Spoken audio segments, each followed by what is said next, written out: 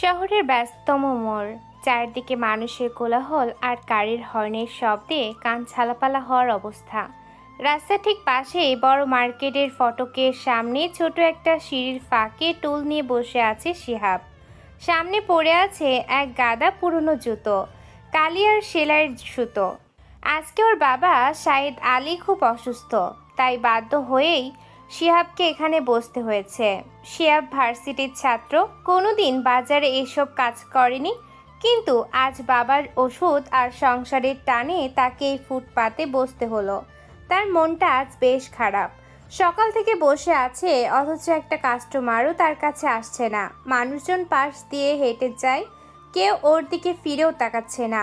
শিহাব একটা দীর্ঘশ্বাস ফেলে আকাশের দিকে তাকায়। রোদটা বেশ কড়া হয়ে মাথার উপর উঠেছে। এমন সময় হঠাৎ রাস্তার মোড়ে একটা সাদা রঙের গাড়ি এসে থামে। গাড়িটা থামার সাথে সাথে পুরো বাজার এলাকার থমথমে ভাব চলে আসে। ফুটপাতের হকার থেকে শুরু করে বড় দোকানের মালিকরা পর্যন্ত তটস্থ হয়ে ওঠে। সবাই দ্রুত ড্রয়ার থেকে টাকা বের করে হাতে নিয়ে দাঁড়িয়ে থাকে, কারণ এই সাদা গাড়িটা হলো শাকিল মাফিয়ার লোকদের। শাকিল জেল থেকে বের হওয়ার পর পুরো শহরের আবার আর তার রাজত্ব শুরু করেছে, চাঁদাবাজি রাজত্ব। গাড়ি থেকে চারজন লোক নামে। সবার সামনে যে হাঁটছে তার নাম জাহিদ।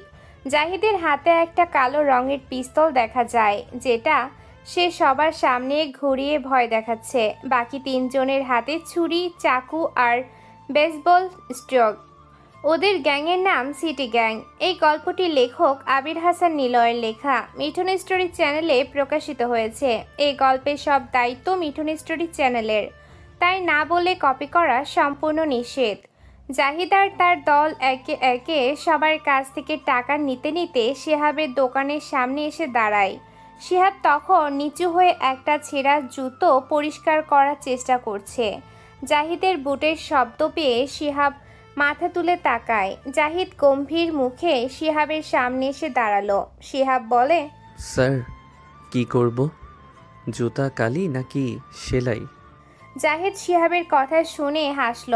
সে তার হাতের পিস্তলটা দিয়ে শিহাবের কপালে একটা খোঁচা দিয়ে বলে, ওই নাটকির পো, টাকা দে, জুতা সেলাই করতে আসেনি।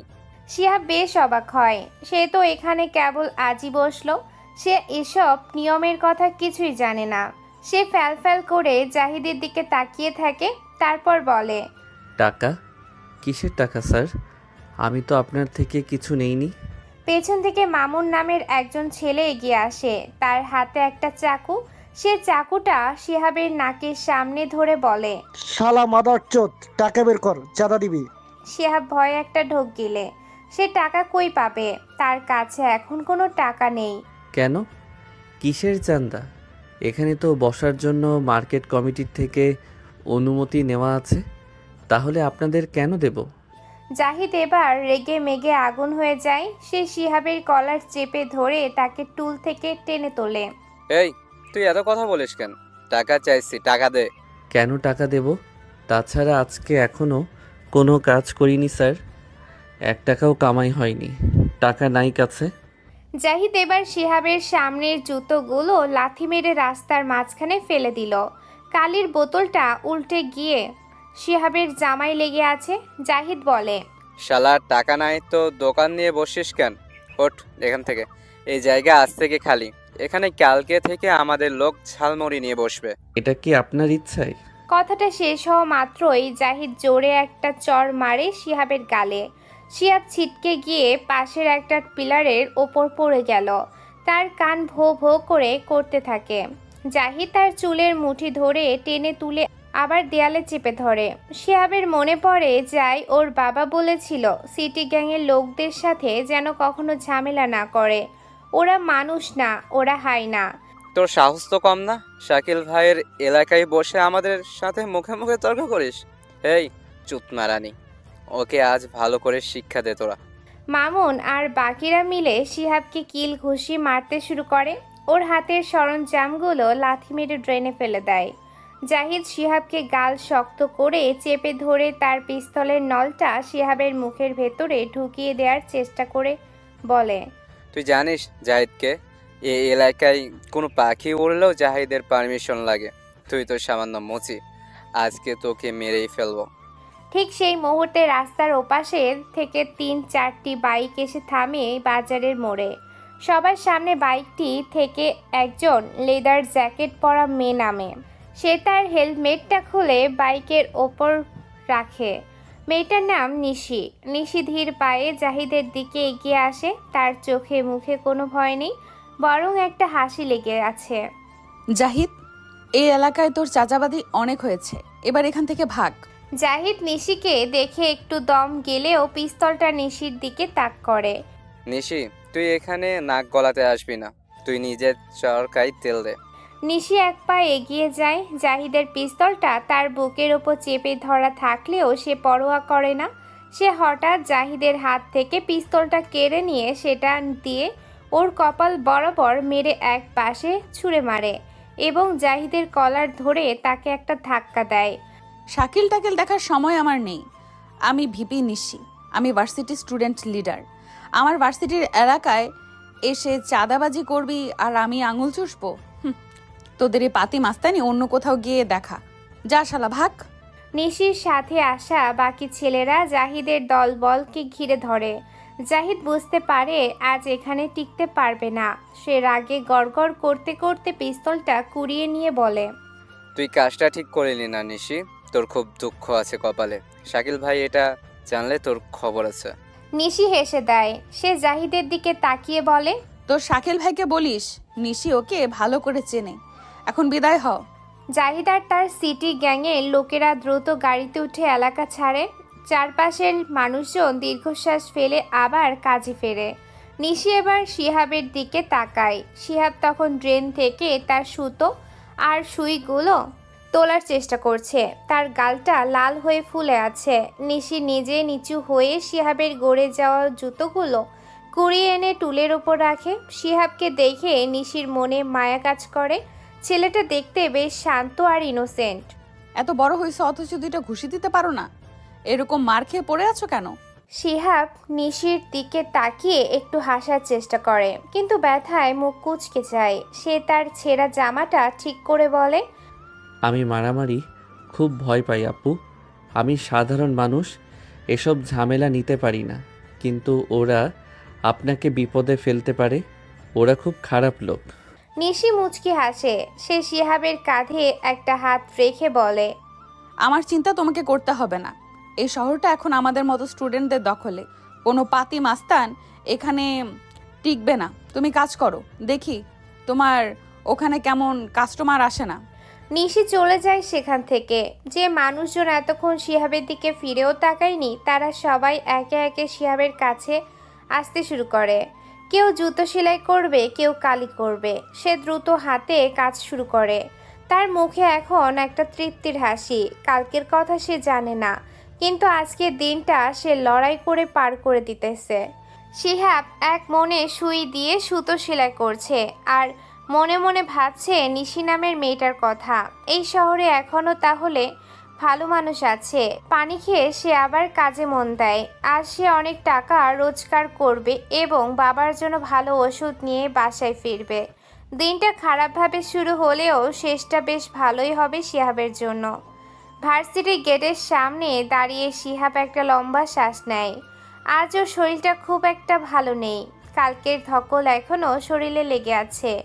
ওর পরনে একটা পুরনো সস্তা সুতির শার্ট, যেটা ধোয়ার কারণে রং চটে ফ্যাকাশে হয়ে গেছে। গায়ে সাধারণ একটা চটি জুতো, আর চুলগুলো এদিক ওদিক থেকে কপালে ঝুলে আছে। কাঁধে একটা পুরনো ব্যাগ নিয়ে সে যখন ক্যাম্পাসের ভেতর পা দেয়, তখন চারপাশ দেখে ওর নিজেকে খুব বেমানান মনে হয়। ও তো আর 10টা ছেলের মতো দামি পারফিউম মেখে বা দামি বাইকে চড়ে আসে না। ও আসে বাসে ঝুলে, পকেটে মাত্র কয়েকটা টাকা নিয়ে। শিহাব যখন মেইন করিডোর দিয়ে হেঁটে যাচ্ছে, ঠিক তখনই সামনে এসে দাঁড়ায় রাকিব আর তার দলবল। রাকিব হলো এই ভার্সিটির ক্রাশ, মাফিয়া ডন শাকিলের ছোট ভাই। ওর পরনে দামি ব্র্যান্ডের টি শার্ট আর চোখে দামি সানগ্লাস। ওকে দেখলেই ক্যাম্পাসের সাধারণ ছাত্ররা রাস্তা ছেড়ে দেয়। রাকিব শিহাবের সামনে এসে পথ আটকে দাঁড়ায় এবং ওর আগা গোড়া দেখে একটা হাসি দিয়ে বলে, ওই তুই না মুচি, তোকে না কদিন আগে দেখলাম মুচিগিরি করছিস। তোর বাবাও তো দোকান চলায়, তার মানে তুই মুচির পোলা। আজকে তো দেখি খুব ফিটফাট হয়ে আইসিস। কিরে, কালকে তো শুনলাম বাজারের মোড়ে নিশিয়াপুর আঁচল ধরে বেঁচে গেছিস। রাকিবের কথা শুনে ওর সাথে থাকা বাকি ছেলেরা হাসতে শুরু করে। শিহাব মাথা নিচু করে পাশ কাটিয়ে যাওয়ার চেষ্টা করে। ও চায় না কোনো ঝামেলা হোক। আমাকে যেতে দাও ভাই, ক্লাসের সময় হয়ে যাচ্ছে। শিহাবের কথা শুনে রাকিবের জেদ যেন আরও বেড়ে যায়। সে শিহাবের কাঁধের ব্যাগটা টেনে ধরে ওকে পেছনে সরিয়ে দেয়। আরে শালা মুচির ছেলে, আবার পড়াশোনা করে কি হবে?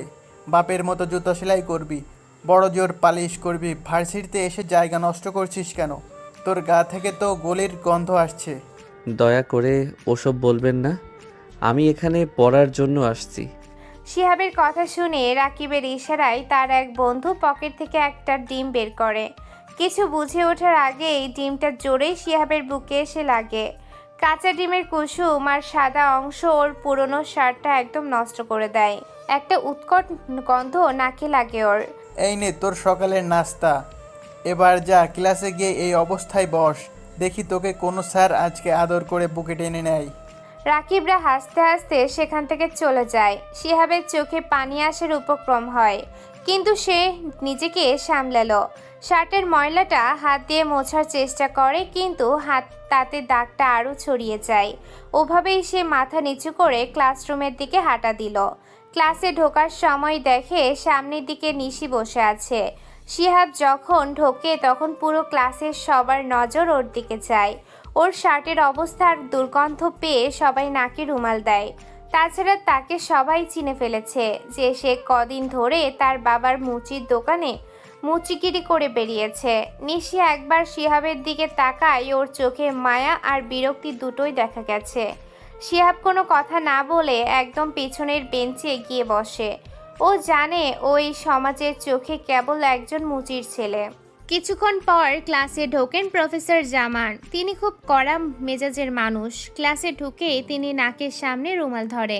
ক্লাসে কিসের একটা বিশ্রী গন্ধ আসছে, কি এরকম নোংরা হয়ে ক্লাসে ঢুকেছে? সবাই একযোগে শিহাবের দিকে আঙুল তোলে। শিহাব উঠে দাঁড়ায়, ওর মাথা নিচু হয়ে থাকে। স্যার, আসলে পথে একটু দুর্ঘটনা ঘটেছিল। এই ক্লাসের একটা ডেকোরাম আছে, তুমি কি মনে করো এটা তোমার বাড়ি? এরকম নোংরা অবস্থায় ক্লাসে আসার সাহস হয় কি করে? স্যার, ওর বাবা মুচি, সেও মুচি। এমন ছেলে আমাদের ক্লাসে পড়লে মান সম্মান কমে যাবে, তাই তো এমন অবস্থা। ওই মুচির ছেলে, মুচি পড়াশোনা করতে আসছো নাকি জুতা সেলাই করতে আসছো? শিহাবের বুকটা ফেটে যায় অপমানে। সে কিছু বলতে চায়, কিন্তু স্যার তাকে সুযোগ দেয় না। স্যার এরপর বোর্ডে একটা কঠিন প্রশ্ন লেখে এবং পুরো ক্লাসের দিকে তাকায়। কেউ কি এই প্রশ্নের উত্তর দিতে পারবে? শিহাব হাত তোলে। সে এই বিষয়টা খুব ভালো করে পড়েছে। সে চায় প্রমাণ করতে যে সে মেধার জোরে এখানে এসেছে। স্যার, আমি বলতে পারবো। নিশি, তুমি বলো। ওর মতো ময়লা ছেলের কথা শোনার সময় আমার নেই। নিশি দাঁড়িয়ে উত্তর দেয়। শিহাবের আর সেখানে বসে থাকতে ইচ্ছে করে না। স্যারের অবজ্ঞা আর অন্যদের থেকে বারবার মুচির ছেলে ডাক শুনে ওর সহ্য ক্ষমতা ছাড়িয়ে যায়। সে ব্যাগটা গুছিয়ে নিঃশব্দে ক্লাস থেকে বেরিয়ে আসে। সে এসে বসে ভার্সিটির শহীদ মিনারের সিঁড়িতে। চারপাশটা বেশ ফাঁকা, গাছ থেকে ঝরা পাতাগুলো ওর পায়ের কাছে এসে জমা হচ্ছে। শিহাবের মনে পড়ে ওর অসুস্থ বাবার কথা। বাবা কত কষ্ট করে ওকে পড়াচ্ছে যাতে ওকে জুতোর কালি মাখতে না হয়, অথচ এই পৃথিবীটা ওকে বারবার সেই জুতোর কালির কথা মনে করিয়ে দেয়। ঠিক সেই সময় ক্যাম্পাসে একটা শব্দ শোনা যায়। শিহাব তাকিয়ে দেখে জাহিদ তার গ্যাংয়ের লোকেরা কয়েকজন বহিরাগত মাস্তান নিয়ে ক্যাম্পাসে ঢুকেছে। সবার আগে আছে জাহিদ, যে হলো এই এলাকার বড় মাফিয়া শাকিলের ডান হাত। ওরা টেনে হিসড়ে এক স্যারকে মাঠের মাঝখানে নিয়ে আসে। ওই স্যার গতকাল শাকিলের দলের একজনকে চড় মেরেছিল, কারণ সে একটা মেয়েকে খুব বাজেভাবে উত্ত্যক্ত করেছিল। জাহিদ স্যারের কলার চেপে ধরে সবার সামনে ছাত্রছাত্রীরা জড়ো হয়। জাহিদ তার হাতে থাকা বেসবল স্টিকটা ঘোরাতে থাকে। এই বুড়ো, তোর সাহস অনেক বেড়ে গেছে না? আমার ছেলেদের গায়ে হাত তোলা সাহস পাস কোত্থেকে? ওরা মেয়েটির সাথে খুব অশালীন আচরণ করেছিল। একজন শিক্ষক হিসেবে আমি এটা সহ্য করতে পারি না। জাহিদ জোরে হেসে ওঠে, তারপর স্যারের চশমাটা টেনে নিয়ে মাটিতে আছাড় মারে। শিক্ষকগিরি ক্লাসে দেখাবি, বাইরে আমি যা বলবো সেটাই আইন। আজকে তোকে সবার সামনে কান ধরে উঠবস করাবো, দেখি তোর ছাত্রীরা তোকে কেমন বাঁচাতে আসে। শিহাব দূর থেকে দৃশ্যটা দেখে শিউরে ওঠে। সে দেখে ক্লাসের ছাত্ররা যারা ওকে অপমান করতে ওস্তাদ, তারা সবাই ভয়ে দূরে দাঁড়িয়ে আছে। কেউ এগিয়ে আসার সাহস পায় না, এমনকি নিশি কেউ দেখা যায় না আশেপাশে। জাহিদ তখন স্যারকে একটা লাথি মেরে মাটিতে ফেলে দেয়। কি হলো, কেউ আসবে না এই বুড়োকে বাঁচাতে? এ ভার্সিটির কি কোনো বাপ নেই? শিহাবের উঠে দাঁড়ায়। সে মুচির ছেলে হতে পারে, কিন্তু অন্যায় সহ্য করার মতো মানুষ সে নয়। ওর বুকের ভেতরে এক ধরনের জেদ কাজ করে। কালকে যে নিশি ওকে বাঁচিয়েছিল, আজ কি তার উপর ভরসা করে বসে থাকবে, নাকি নিজের অধিকার নিজেই ছিনিয়ে নেবে? শিহাব ধীর পায়ে সেই জটলার দিকে এগিয়ে যেতে থাকে। ওর ছেঁড়া আর ডিম মাখা শার্টটা বাতাসে উঠছে। হাতে কোনো অস্ত্র নেই, শুধু আছে এক বুক সাহস। সে জানে আজ প্রতিবাদ না করলে এই শিক্ষকের অপমান পুরো ছাত্র সমাজের অপমান হবে। জাহিদ শিহাবকে এগিয়ে আসতে দেখে হো হো করে হেসে ওঠে। আরে এটা তো সেই জুতোর পালিশওয়ালা। তুই কি এখানেও কালি করতে আসিস নাকি রে? স্যারকে ছেড়ে দিন, উনি আপনাদের শিক্ষক না হলেও বড়দের সম্মান করতে শিখুন। জাহিদ ব্রু কুচকে শিহাবের দিকে তাকায়। সে মিজানের দিকে ইশারা করে। মিজান, এই মাদারচোদকে একদম পিষে ফেলতো, এর সাহস দেখি আকাশ ছোঁয়া। মিজানেরা শিহাবের কাছে যায়, আবার মারতে শুরু করে। এমন সময় একটা গাড়ি আসে, তারপর নিশিও আসে সেখানে।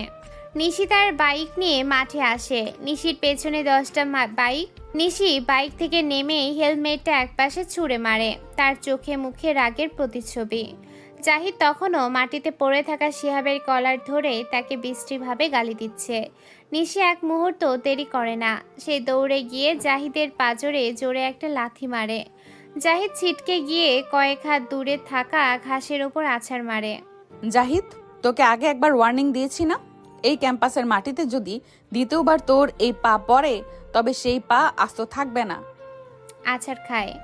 জাহিদ যন্ত্রণায় কোকাতে কোকাতে উঠে দাঁড়ানোর চেষ্টা করে। তার হাতে থাকা বেসবল স্টিকটা সে নিশির দিকে তাক করে।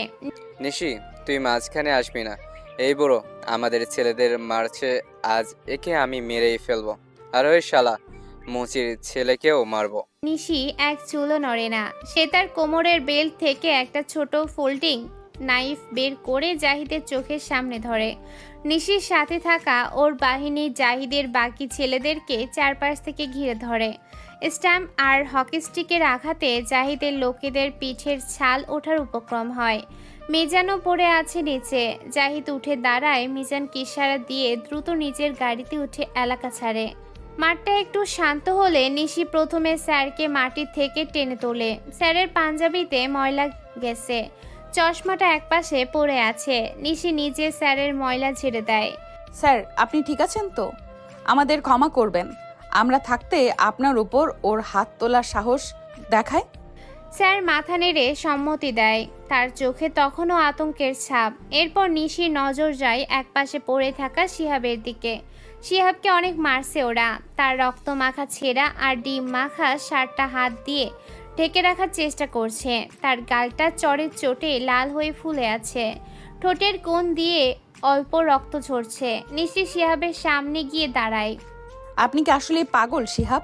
পুরো ভার্সিটির এত হাজার হাজার ছাত্র দাঁড়িয়ে তামাশা দেখলো, কেউ টু শব্দও করলো না, আর তুমি সাধারণ একটা ছেলে হয়ে ওদের সামনে মারতে আসলে কেন? ওরা তোমাকে প্রাণে মেরে ফেলতো আজ।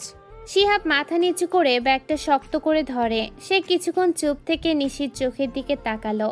তার চোখে কোনো অনুশোচনা নেই, বরং এক অদ্ভুত প্রশান্তি কাজ করে। আমি কোনো অন্যায় দেখতে পারি না আপু। আমার বাবা খুব সামান্য কাজ করে, কিন্তু তিনি আমাকে একটা কথা সবসময় বলে, মানুষ হয়ে জন্মালে যদি অন্যায়ের প্রতিবাদ করতে না পারি, তবে সেই জীবনের কোনো দাম নেই। আমি মুচির ছেলে হতে পারি, কিন্তু আমার আত্মাটা তো আর মুচি নয়। অন্যায় হচ্ছিল, তাই দাঁড়িয়েছি। শিহাব আর এক মুহূর্ত দেরি করে না। সে নিশির প্রতি কৃতজ্ঞতা জানিয়ে ধীর পায়ে গেটের দিকে হাঁটা দেয়। নিশি অপলক দৃষ্টিতে ওর যাওয়ার পথের দিকে তাকিয়ে থাকে। নিশির সাথে থাকা বাকি ছেলেরা হাসাহাসি শুরু করে শিহাবের শার্টের গন্ধ নিয়ে, কিন্তু নিশি একটা কঠিন ধমক দেয় সবাইকে। হাসবি না, তোদের এই দামি সেন্টের চেয়ে ওর ঘামের গন্ধ অনেক বেশি পবিত্র। তোরা সবাই তো কাপুরুষের মতো তাকিয়েছিলি, ও একাই ওদের সামনে দাঁড়িয়েছিল। শহরের এক সুরক্ষিত ডেরায় তখন অন্যরকম এক উত্তেজনা বিরাজ করছে। এক বিশাল ড্রয়িং রুমে বসে আছে দেশের বড় বড় লোকেরা। গোল টেবিলের একদিকে অর্থমন্ত্রী নাহিদ হাসান, অন্যদিকে পুলিশ সুপার কাশেম, ডিসি এবং স্থানীয় এমপি। শাকিল টেবিলের এক কোনায় বসে মদের গ্লাসে বরফ কুচি দিচ্ছে। নাহিদ হাসান হঠাৎ টেবিলের ওপর রাখা কাচের গ্লাসটা জোরে আছাড় মেরে বলে, কোন শহরের বাচ্চা এই খবর বাইরে দিয়েছে?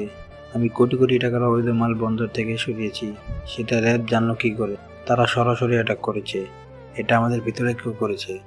শাকিল তখন তার শরীরের নীল হয়ে যাওয়া দাগগুলোতে হাত দেয়। র্যাবের রিমান্ডের অত্যাচার সে ভুলতে পারছে না।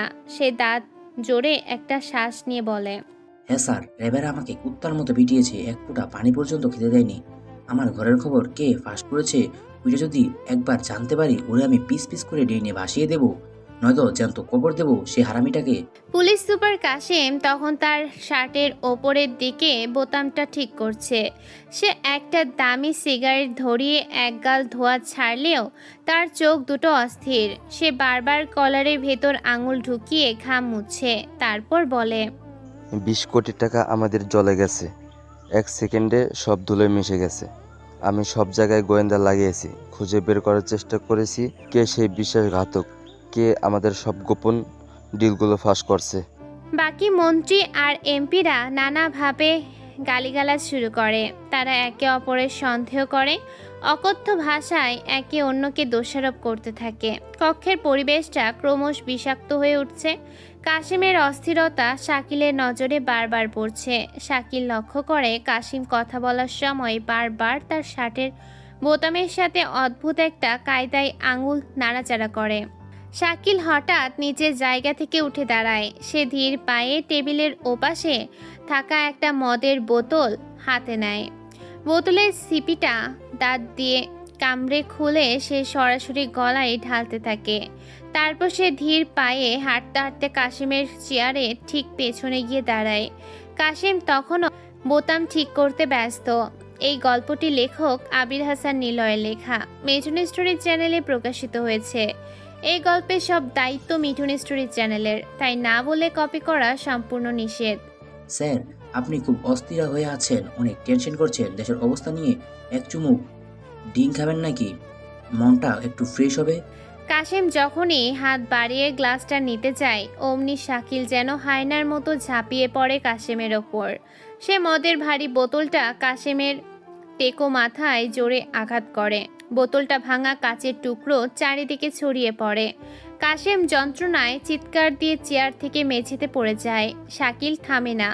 সে ভাঙা বোতলের ধারালো অংশ নিয়ে কাশিমের গলার ঠিক মাঝখানে জোরে গেঁথে দিল।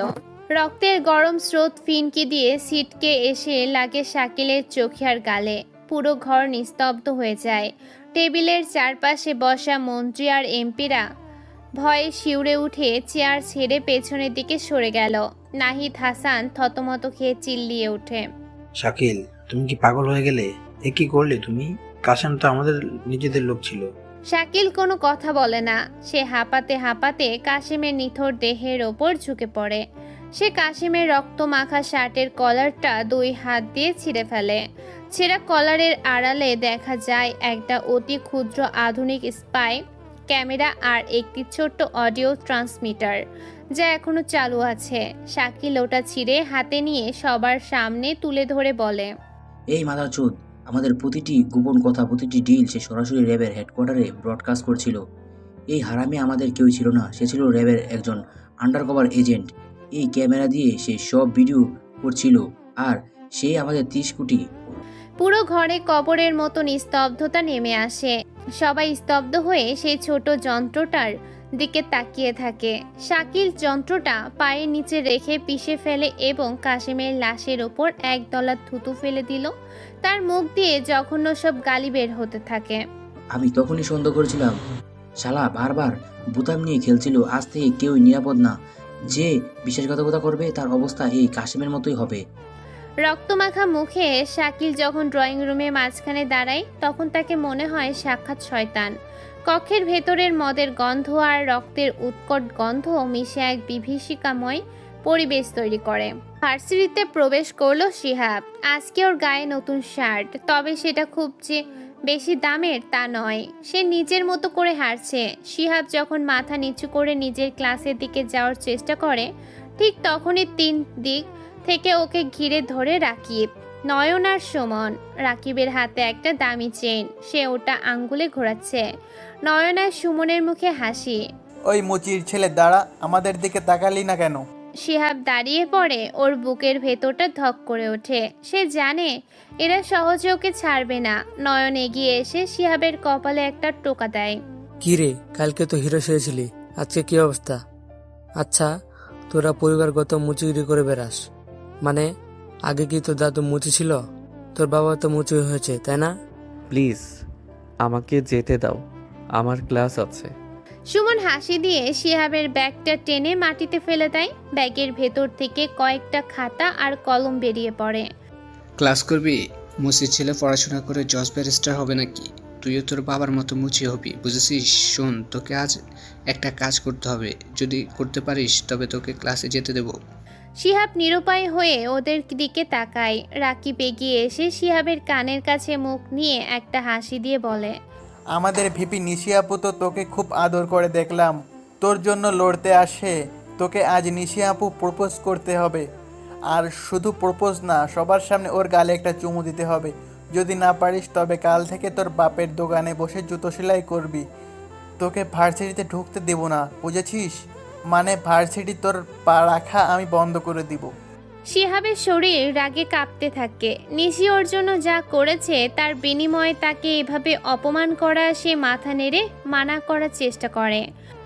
না, এটা আমি পারবো না। উনি আমার ক্লাসমেট হলেও যোগ্যতার দিক দিয়ে সিনিয়র। উনি অনেক ভালো মানুষ। নয়ন শিহাবের গালটা জোরে একটা চড় মারে। রাকিব তল পেটে ঘুষি মারে। শিহাব উ উ করে উঠল। নয়ন বলে, পারবি না মানে কি?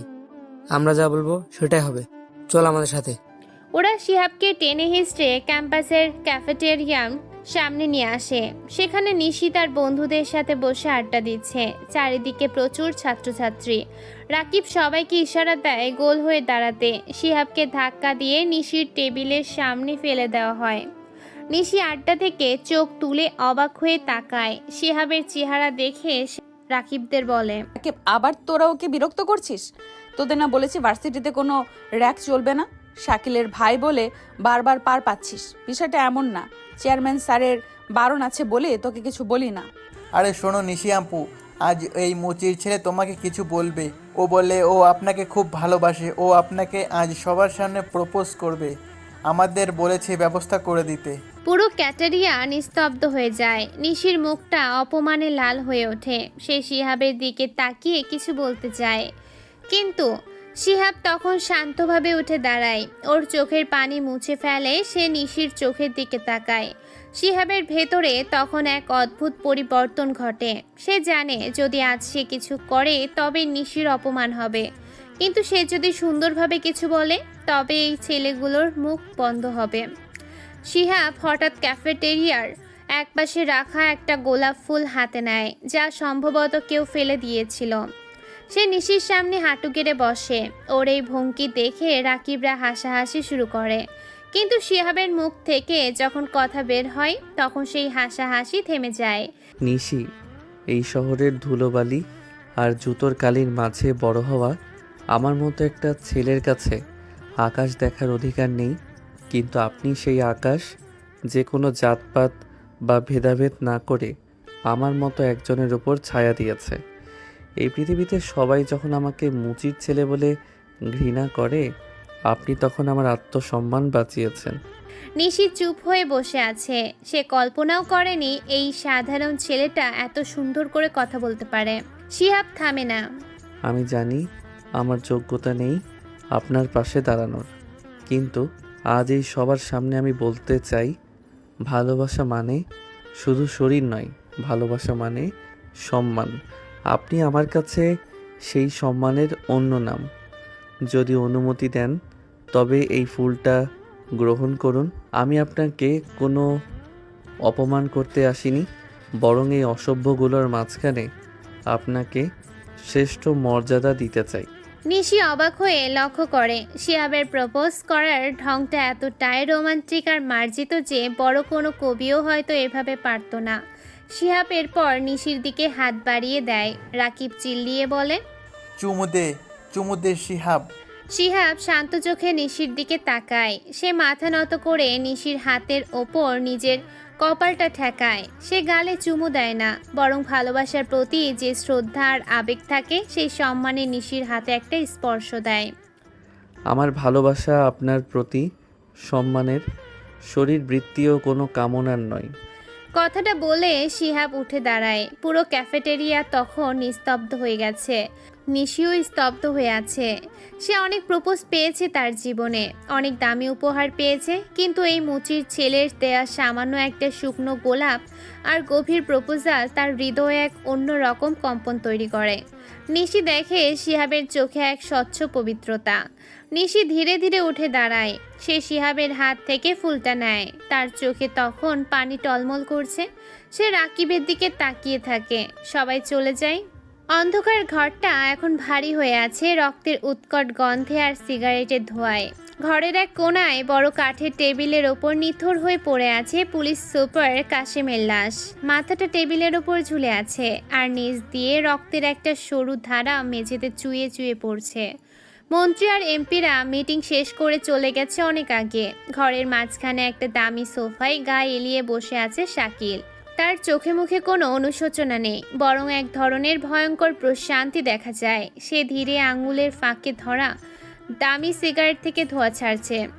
এমন সময় ঘরের দরজা ঠেলে ভেতরে ঢোকে জাহিদ, মিজান, সাইফুল আর রতন। ওদের অবস্থা করুণ। কারো শার্ট ভেজা, কারো শার্ট ছেঁড়া, কারো কপাল ফেটে রক্ত বের হচ্ছে, আর কারোর হাতে ব্যান্ডেজ।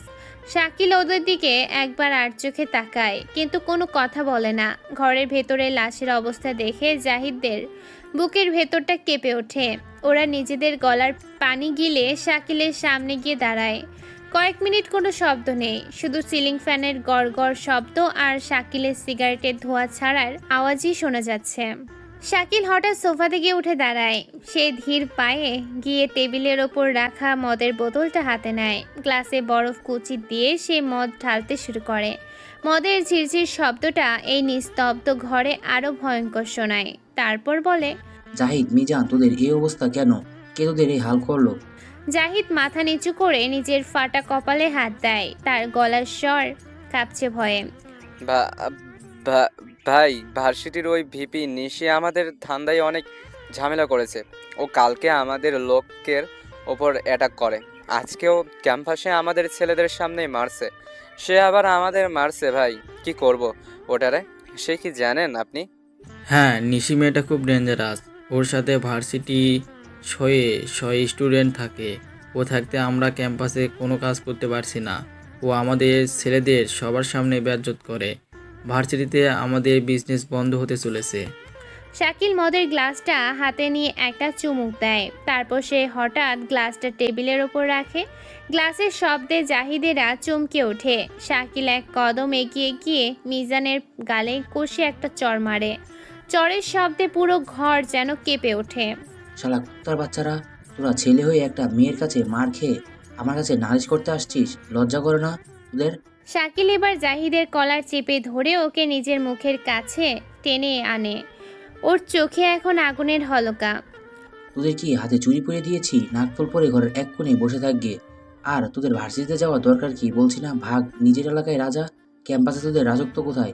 একটা মেয়ে তোদের নাকানিচ বাড়ি খাওয়াচ্ছে আর তোরা এখানে এসে কাঁদছিস। শাকিল জাহিদকে ধাক্কা দিয়ে সরিয়ে দেয়।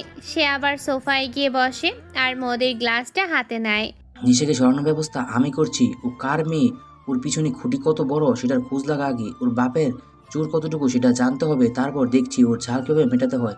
ওকে এমন শিক্ষা দেব যে 7 জনেও আমার নাম বলবে না। পরদিন সকালে ভার্সিটির ক্লাসরুমের সামনে সারিতে বসে আছে নিশি।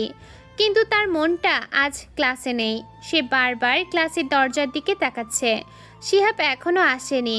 গতকালের সেই প্রপোজালের পর থেকে নিশির মনে এক অন্যরকম তোলপাড় শুরু হয়েছে।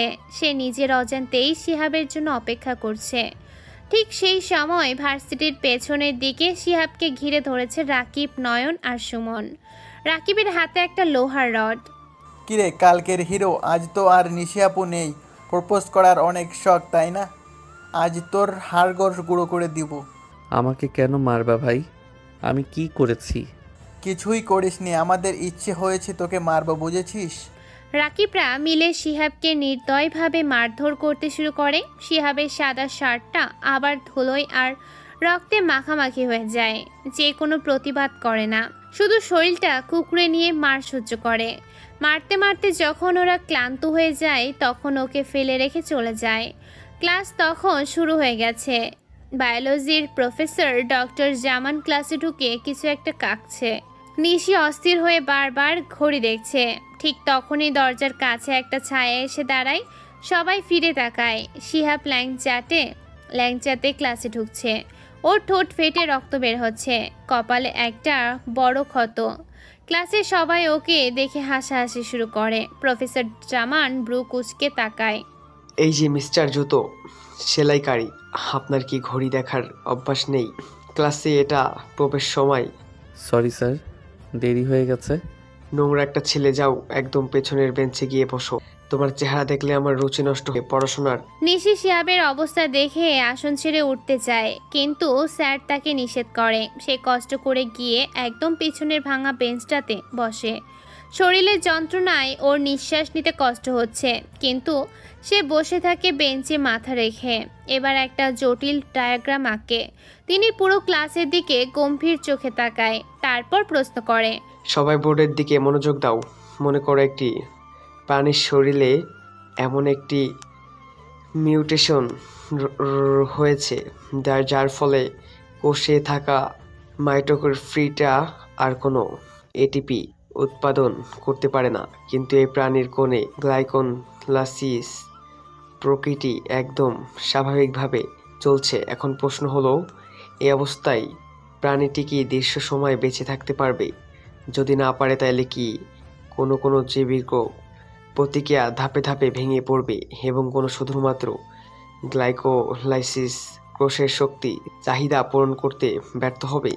পুরো ক্লাস নিস্তব্ধ হয়ে যায়। তুখোড় ছাত্ররাও একে অপরের মুখের দিকে তাকাচ্ছে।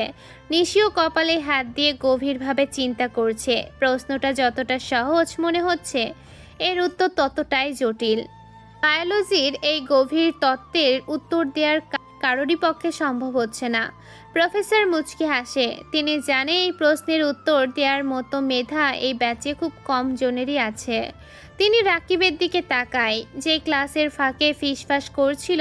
এই গল্পটির লেখক আবির হাসান নিলয়ের লেখা, মিঠুন স্টোরি চ্যানেলে প্রকাশিত হয়েছে। এই গল্পের সব দায়িত্ব মিঠুন স্টোরি চ্যানেলের, তাই না বলে কপি করা সম্পূর্ণ নিষেধ। কি রাকিব, অনেক তো বড় বড় কথা বলছো, এই প্রশ্নের উত্তরটা দাও দেখি। রাকিব আমতা আমতা করতে থাকে। সে কিছুই বুঝতে পারছে না। নয়ন আর সুমন মাথা নিচু করে বসে থাকে। প্রফেসর এবার নিশির দিকে তাকায়। নিশি, তুমি কি পারবে? স্যার, মাইক্রোডিয়া যেহেতু শক্তির ঘর, তাই ওটা বন্ধন হলে কোষের শক্তি কমে যাবে।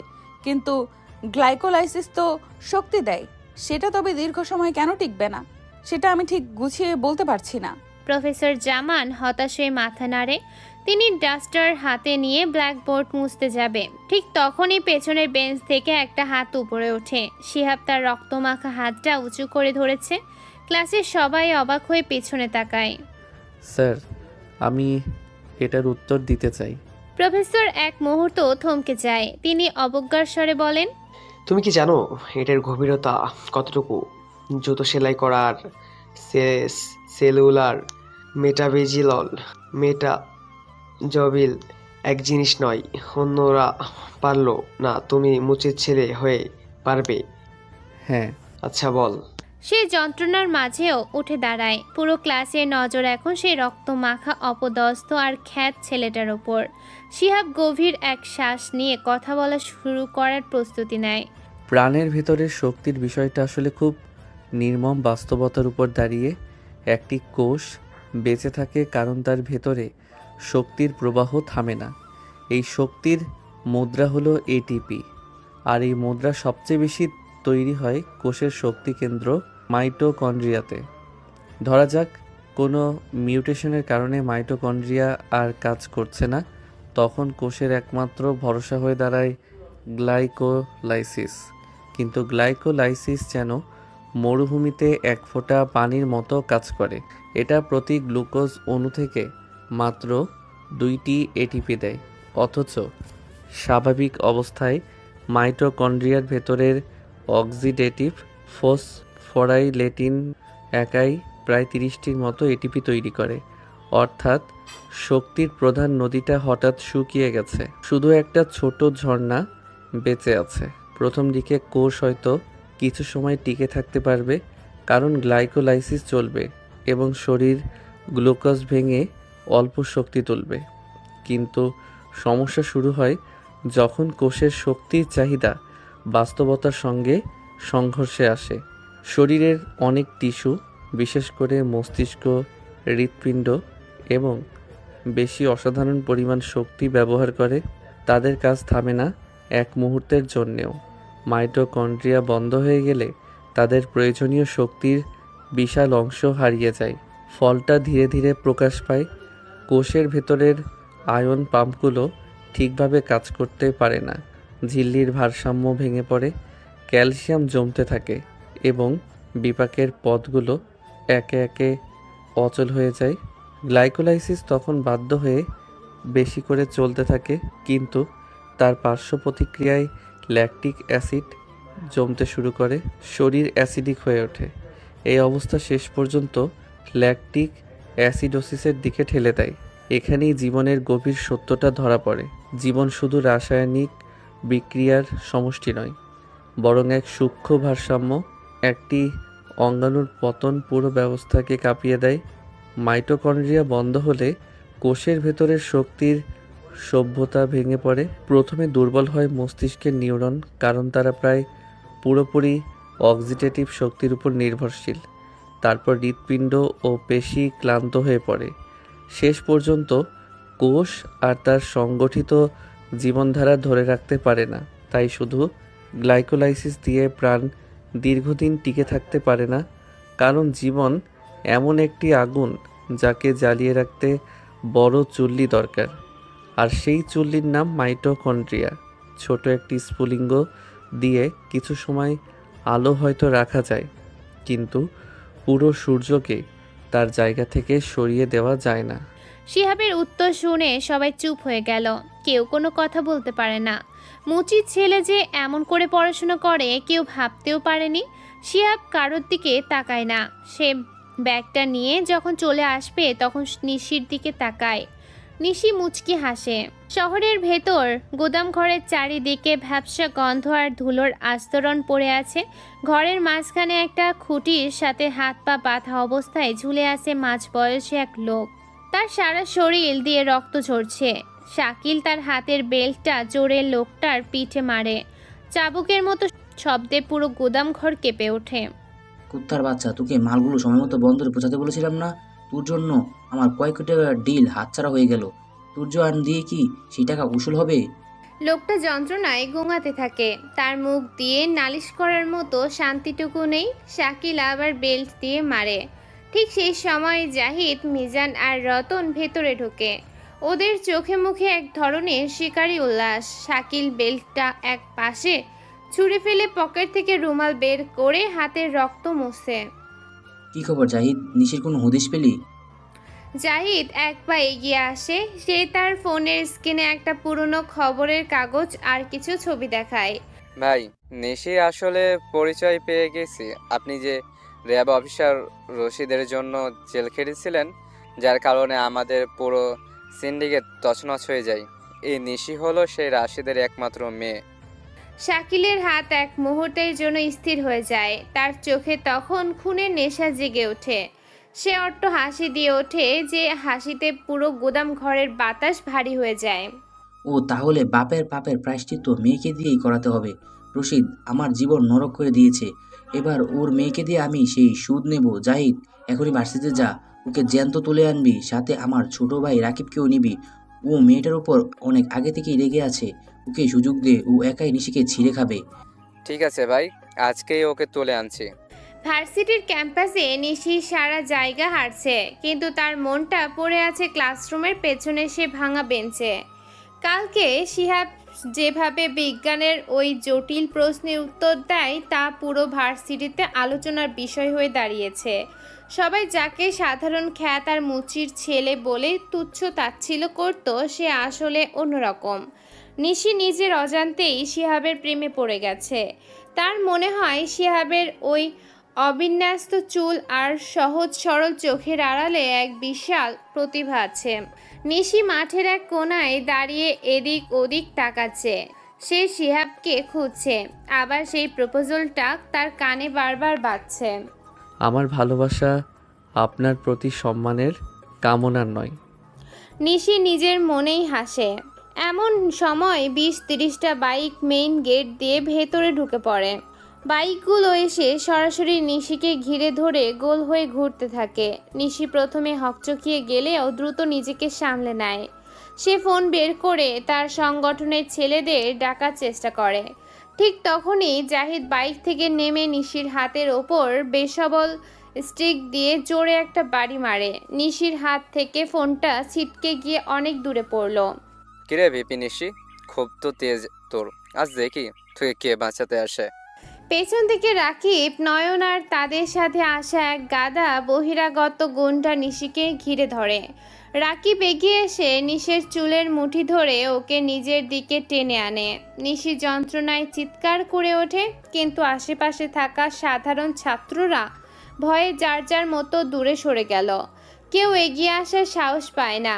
জাহিদ ভাই, ওই মালটা আমাদের অনেক জ্বালিয়েছে, আজ ওর সব তেজ আমি পানি করে দিব। রাকিব নিশির গালে কষে একটা থাপ্পড় মারে। নিশি মাটিতে পড়ে গেলে জাহিদ ওর পেটে একটা লাথি মারে। নিশির কামিজ ধুলোয় মাখামাখি হয়ে যায়, ওর ঠোঁটের কোণ দিয়ে রক্ত বের হতে থাকে। নিশি শালি, তোদের জন্য আমার বারবার মার খাই। তোর বাপের ক্ষমতা জোর আছে আমি বের করব।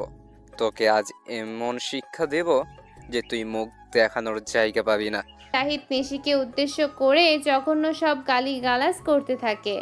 নিশি মাটিতে পড়ে থেকেও পালানোর চেষ্টা করে না। রাকিব ওর পিঠে বুট জুতো দিয়ে চেপে ধরে। রাকিবের চোখে তখন পৈশাচিক আনন্দ।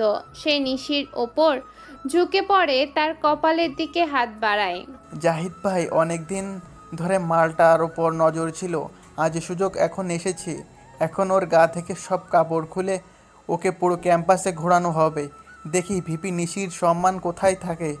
রাকিব নিশির ওড়নাটা টান দিয়ে একপাশে সরিয়ে দেয়। নিশি যন্ত্রণায় আর অপমানে চোখ বুজে ফেলে। সে একবার শিহাবের কথা ভাবে, কিন্তু মনে মনে ভাবে শিহাব তো সাধারণ একটা ছেলে, ও কি পারবে এই জানোয়ারদের হাত থেকে ওকে বাঁচাতে। রাকিব নিশির গায়ের জামায় হাত দেয়। সে কাপড়টা ছিঁড়ে ফেলার জন্য শক্তি প্রয়োগ করে। নিশি চিৎকার করে ওঠে, ছেড়ে দে আমাকে, তোরা পার পাবি না। কে মারবে আমাদের? শোন, তোকে আজ এমনভাবে শেষ করব যে তোর বাপ অফিসার রশিদ নিজের মেয়ের লাশ দেখে আত্মহত্যা করবে। রাকিব নিশির শার্টের বোতামের দিকে হাত বাড়ায়। নিশি বাঁচার জন্য ছটফট করছে, কিন্তু চারপাশ থেকে গুন্ডারা ওকে চেপে ধরে রাখে। জাহিদ হাসতে হাসতে ভিডিও করার জন্য ফোন বের করে। এই তো, এই দৃশ্যটা দেখার জন্যই তো এত আয়োজন। রাকিব, শুরু কর, দেখি ওর শরীরের খোঁজে কত বিষ আছে। রাকিবের হাত যখন নিশির বুকের কাছে পৌঁছায়, ঠিক তখনই শিহাব আসে সেখানে। নিশিকে ছেড়ে দে। শিহাব শান্ত গলাতে কথাটি বলল। রাকিব চিৎকার করে ওঠে, ধর ওই মুচির পোলারে, আজ ওরে জ্যান্ত পুঁতে ফেলবো। চারপাশ থেকে গুন্ডারা শিহাবের দিকে এগিয়ে যায়। আকাশের বুক চিরে হঠাৎ তীব্র বিদ্যুতের ঝলকানি দেখা দেয়। চারপাশ নিস্তব্ধ হয়ে আসে। একটু আগেই যেখানে পৈশাচিক উল্লাস চলছিল, সেখানে এখন কেবল এক আদিম আতঙ্কের ছায়া নেমে এসেছে। আকাশে মেঘ জমেছে বেশ, এক্ষুনি বৃষ্টি আসবে হয়তো। শিহাব ধীর পায়ে এগিয়ে আসে। ওর হাঁটার ভঙ্গি বদলে গেছে, মাথাটা একটু কাত করা, ঠোঁটের কোণে একটা হাসি ফুটে আছে। জাহিদের দলবল যখন অস্ত্র হাতে নিয়ে শিহাবের দিকে এগিয়ে যায়, তখন নিশি বলে, শিহাব কেমন আসলে তুমি? আমার সাথে তোমাকেও যে মরতে হবে। কিন্তু নিশিকে অবাক করে দিয়ে শিহাব তখন নিজের পকেট থেকে একটা ভাঁজ করা ছোট চাকু বের করে 1 সেকেন্ডের ভেতরে সে চাকুর ফলাটা খুলে ফেলল। প্রথম যে ছেলেটা শিহাবের মাথায় রড দিয়ে আঘাত করতে যায়, শিহাব এক ঝটকায় তার হাতটা ধরে ফেলে। তারপরে দ্রুত গতিতে সে চাকুটা সরাসরি ছেলেটার চোখের মণি বরাবর ঢুকিয়ে দেয়। একটা বিচ্ছিরি শব্দ আর আর্তনাদ ক্যাম্পাসের প্রতিধ্বনিত হয়েছে। ছেলেটা নিজের চোখ চেপে ধরে মাটিতে পড়ে ছটফট করতে শুরু করে, আর ওর আঙ্গুলের ফাঁক দিয়ে থকথকে রক্ত আর চোখের সাদা অংশে বেরিয়ে আসে। শিহাব এক মুহূর্ত থামে না, দ্বিতীয় জনের পেটের মাঝখানে যে চাকুটা বসিয়ে দেয় এবং নিপুণভাবে নাড়িভুড়ি চিরে বের করে আনে। রক্তে ভিজে যায় শিহাবের হাত। তৃতীয় জনের গলার নলিটা সে এমনভাবে কাটে যে ছেলেটা নিজের গলা চেপে ধরেও রক্ত থামাতে পারে না। কেবল ফিনকি দিয়ে রক্ত ছুটতে থাকে আর সে খেতে খেতে মাটিতে লুটিয়ে পড়ে। সবাই স্তব্ধ হয়ে গেল। শিহাবের এই বীভৎস রূপ দেখে কারোর মুখ দিয়ে কথা বের হয় না। নিশি মাটির ওপর পড়ে আছে, তার দু চোখে এখন কেবল এক অদ্ভুত ভয়। এই শিহাবকে সে চিনে না।